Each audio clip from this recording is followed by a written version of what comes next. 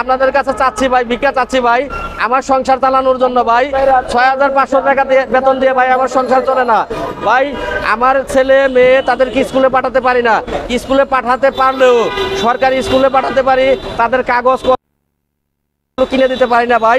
টিফিনের সময় 10টা টাকা দিতে পারি না ভাই। ভাই ওরা পায়ে হেঁটে যায় ভাই, ভ্যানে 10 টাকা 15 টাকা ভাড়া লাগে, সেই ভাড়াটা আমরা দিতে পারি না।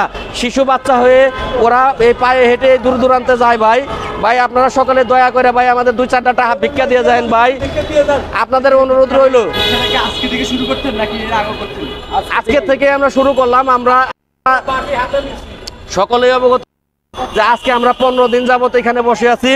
লাগাতার এই 15 দিনে আমরা 6500 টাকা বেতনের কর্মচারী হয়ে এইখানে 15 দিন যাবত আমরা অবস্থান করতেছি।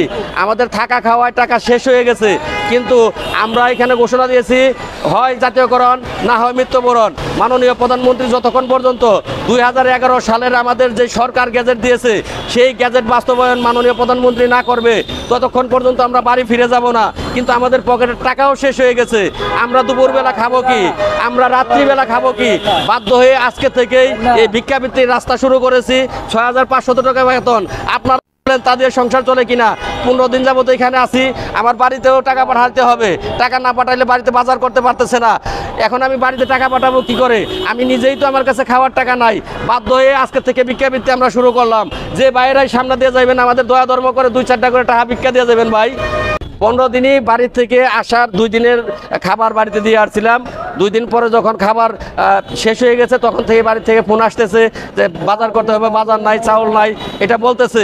তখন আমরা তাদেরকে জানাচ্ছি, আমি জানাচ্ছি যে আমার এখানে আমার কাছে টাকা নাই, তোমরা খাইতে পারলে খাইতে পারো, না খাইতে পারলে খাবারের অভাবে তোমরা মৃত্যুবরণ করো। আমি এখানে মৃত্যুবরণ করব, তোমরা বাড়িতে মৃত্যুবরণ করো। এই সান্ত্বনা দিয়ে আছে এই পর্যন্ত এখানে টিকে আছি আমরা। আমি ঢাকা জেলা থেকে আসছি। আমি পটুয়াখালী জেলা থেকে। সুনামগঞ্জ জেলা, বাগেরহাট জেলা, ঝালকাঠি। হ্যাঁ, আমরা বাংলাদেশে একমাত্র সরকারি কর্মচারী যারা ভদ্রতা, নম্রতা, সততার পরিচয় দিয়েছে। পেটে ক্ষুধা, মুখে হাসি, একটা বাহিনী, সে হলো, তার নাম হলো গ্রাম পুলিশ বাহিনী। পেটে ক্ষুধা, মুখে হাসি, তার নাম গ্রাম পুলিশ বাহিনী। 6500 টাকা বেতন দিয়ে বর্তমান সমাজে একজন চাকরিজীবী তার পকেট খরচের টাকা এটা। কারণ 20,000-এর নিচে কারো বেতন নাই। সরকারের সর্বনিম্ন স্তর 20তম গ্রেড, সেই 20তম গ্রেডের peon, sweeper, cleaner, ward boy যারা আছে তাদের বেতন 20,050 টাকা। চাকরিতে ঢোকা মাত্র পরবর্তীতে আস্তে আস্তে দিন যায় বাড়তে থাকে। সে 20,500 টাকা দিয়ে 8 ঘন্টা ডিউটি করে, পাশাপাশি সে অন্যান্য শুক্র শনি বন্ধ পায়, অন্যান্য কাজকর্ম করতে পারে। কিন্তু আমাদের বেতন 6500 টাকা নির্ণয় করা হয়েছে। সরকারি পোশাক ধরিয়ে দেওয়া হয়েছে, রাত্রে আমাকে ডিউটি দেওয়া হয়েছে, টর্চ লাইট দেওয়া হয় আমাকে। আপনাদের অবগত করি আমাদের পোশাকের সাথে কি কি দেওয়া হয়। ছাতা দেওয়া হয়, বৃষ্টি হলে ছাতা দিয়ে, রোদ হলে আমি ছাতা দিয়ে ডিউটি করব। একটা রেনকোট দেওয়া হয়, ঝড় বৃষ্টির সময় আমার ডিউটি আছে, এই রেনকোট পরে বৃষ্টির মধ্যে আমাকে যেতে হয়। একটা টর্চ লাইট দেওয়া হয়, রাত্রিতে আমার ডিউটিতে আছে, এই রাত্রিবেলা আমি টর্চ লাইট দিয়ে ডিউটি করব। আমাকে 24 ঘন্টা ডিউটি করার জন্য সরকার উপকরণ দিয়েছে।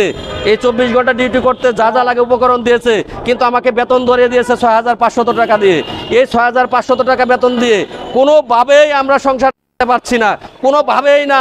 আপনারাই বলুন 6500 টাকা দিয়ে কোনো সংসার চলতে পারে? এটা আপনারা বলুন। দেশের কাছে প্রশ্ন, দেশের বিবেকের কাছে প্রশ্ন, জাতির কাছে প্রশ্ন, মাননীয় প্রধানমন্ত্রীর কাছে প্রশ্ন। স্থানীয় সরকার যে বিভাগ আছে, এই স্থানীয় সরকার আমাদেরকে ভিক্ষার বাতি ধরিয়ে দিয়েছে।